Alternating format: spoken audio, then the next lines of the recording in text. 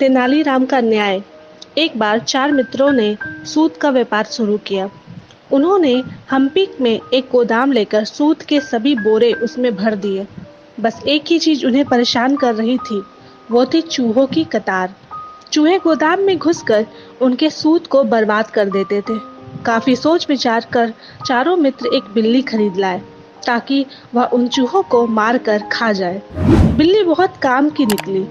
शीघ्र ही उसने गोदाम के सारे चूहे मार डाले। चारों मित्रों को उस बिल्ली से बेहद लगाव हो गया। उन्होंने उसके चारों पैर को आपस में बांट लिया। हर मित्र ने अपने हिस्से वाली बिल्ली के पैर के लिए खूबसूरत सोने के घुंघरू बनवाए और उसे पहना दिए। अब बिल्ली दिन रात गोदाम में छम छम करती घूमती। हर मित्र अपने हिस्से वाले पैर का बहुत ध्यान रखता। एक दिन बिल्ली एक चूहे के पीछे सूत के बोरे पे कूदी। ऊपर से कूदने के कारण उसमें एक पैर में चोट लग गई और वह लड़खड़ाने लगी। मित्रों ने उसके पैर की मरहम लगा कर एक पट्टी बांध दी, परंतु वह पट्टी ढीली होकर खुल गई और बिल्ली के पीछे लंबी दूर तक घिसटने लगी। अब बिल्ली को क्या पता कि उसके पीछे पट्टी घिसकती हुई आ रही है। बिल्ली झूमते झूमते पास ही जल रही आग के पास आई और फिर पलट कर चल दी। इसी बीच उसके पीछे लटकी हुई पट्टी में आग पकड़ ली। आग देखकर बिल्ली घबरा गई और सारे गोदाम में इधर उधर भागने लगी।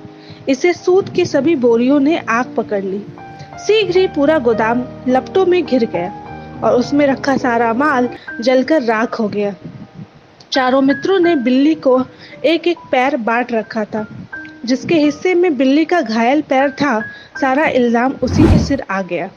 बाकी के तीनों मित्र उससे अपना हिस्सा मांगने लगे और नुकसान की भरपाई करने के लिए बहस करने लगे। बेचारे चौथे मित्र ने उन्हें समझाने की बहुत कोशिश की, पर वे तीनों कुछ सुनने को तैयार ही नहीं थे। अंत में मामला राजा के पास पहुंचा।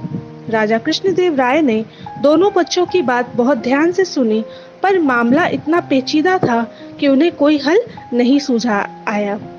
उन्होंने तेनालीराम को इशारा किया। तेनालीराम कुछ देर सोचता रहा, फिर बोला, बिल्ली की चोट खाए पैर का कोई कसूर नहीं है, क्योंकि उसे गोदाम में बाकी के 3 स्वस्थ पैर लेकर गए थे।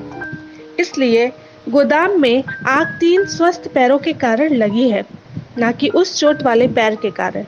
न्याय अनुसार गोदाम में हुए नुकसान की भरपाई बिल्ली के 3 स्वस्थ पैरों के मालिकों को करनी चाहिए, न कि चौथे चोट लगे पैर के मालिक को। ऐसा आदेश सुनकर तीनों मित्रों की सिट्टी पिट्टी गुम हो गई। सारी चालाकी भूलकर वे राजा से दया की भीख मांगने लगे। राजा कृष्णदेव राय ने तेनालीराम के फैसले को सही ठहराते हुए तीनों मित्रों को कसकर डांट लगा दी और उन्हें चौथे मित्र से माफी मांगने का आदेश दिया।